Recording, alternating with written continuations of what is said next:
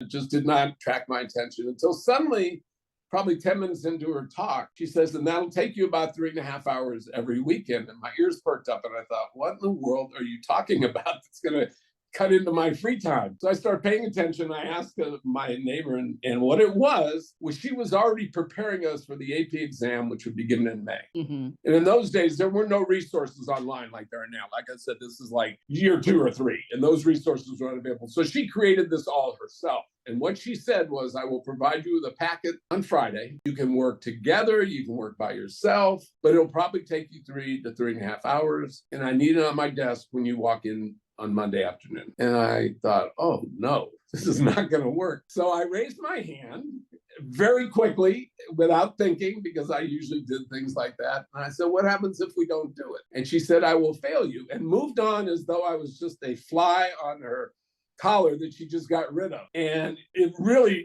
I remember that because I got the opportunity to see her some 40 years later and thank her for what I'm about to tell you. And then we talked about that. And she says, oh, yes, I remember. Because what it taught me, parenthetically, what it taught me was when you are teaching a class of students, never yield the floor to a student. Mm.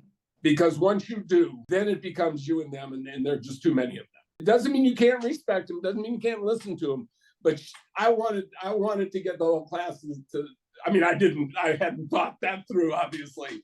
But anyway, so the semester goes on. Of course, we took the AP exam, and we were far more better prepared for it than anybody needed to be. I mean, she was so deep in her preparation that it was, a lot of ways, very easy. And we were sitting we all decided to go to the beach afterwards, because in those days you took the AP test after school. So it was like, I'm guessing 3:30 to 5:30 or 3:30 to 6. I just remember we all jumped into our cars, drove to the Pacific Ocean, which was one of the benefits of living in Beverly Hills in the spring of 1967. And we were sitting on the beach talking about what a great teacher she was.